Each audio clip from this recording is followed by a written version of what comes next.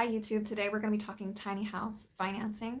Be sure and stick around to the end of this video if you want to learn how much a tiny house loan will typically actually cost you and how much land rent will be, so you learn the full true cost of living tiny. Thanks.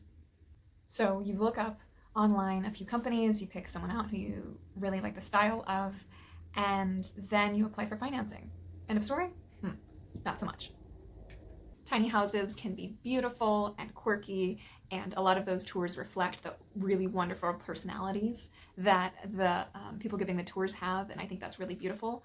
That said, not that video. We're just going to be talking about the money involved, which I think is an important thing to talk about. So you decide to bit the bullet. Maybe you've been living in an apartment for a few years, or you're overspending on a house that you're renting. Okay, I want to buy a tiny house from a company because I don't have the time and energy to spend 2 weekends, years of my weekends on building one, right? So you decide to get a loan because you don't have a spare 80 grand lying around like a lot of us don't, right? And you decide to put $13,000 down on a pretty affordable, middle of the line, 230 square foot tiny house on wheels. It's really good when you buy a tiny house from a company because it comes with a lot of benefits. You don't have to worry about finding insurance. They're much easier to insure when they're certified as RVs.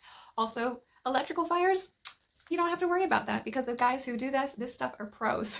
You don't have to worry about it falling down when you're going 45 miles down the road on the highway. That's just not an issue when you're buying from a company if it's a reputable company. So that's wonderful. The thing is, when you buy from a company using a loan, you're kind of making a deal with the devil a little bit. It's not the tiny house company's fault. It's just interest is a bitch. Over time, it can really add up. Your average interest rate for a tiny house loan is probably somewhere around 8%, and say you got approved for that for your 53 grand loan for your, maybe you put 13 down, right? And then you get a 53 grand loan so you can afford that $65,000 tiny house.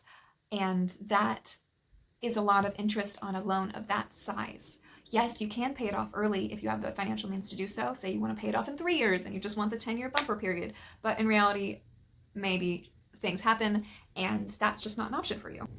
For that 10-year loan, you're looking at around $630 a month in payments over 10 years, and you'll be forking over a little over 20 grand in interest payments. So you're very affordable. 65 grand tiny house adds another 25 grand to it. That's 85 grand. And then factoring in also, oh, you have to park it somewhere, right? And you don't have an auntie or a friend willing to host you at their house for free, which, let's be honest, that's not a financial reality for everybody. Then you've got an extra $500 a month in payment. So your monthly payment is $1,200, which is a little more than what a studio apartment costs in Oregon, right? So you have less flexibility. You're more likely to have to move because of being parked semi-legally, and you have an extra $60,000 on top of that, $85,000-ish that you're spending, right? And that just adds up real quick. This can still be far cheaper because you can resell your tiny house at the end or use it as a rental property after you're done living in it. But it is definitely something that I feel like a lot of people who get into tiny houses as a means to lower expenses don't realize how much that their lifestyle is actually costing them, at least at first. There is a link down below to an RV loan calculator that I highly recommend that you guys use if you're thinking about it. There's a couple companies out there that do tiny house loans, and a lot of them do rates similar to what I've discussed in this video. So just plug in what they're offering and see what exactly you would be paying over how many years. If you found this video helpful, please be sure to give me a like and a comment down below. I really appreciate it, especially because this is an experimental video. If people like it, I will be making more.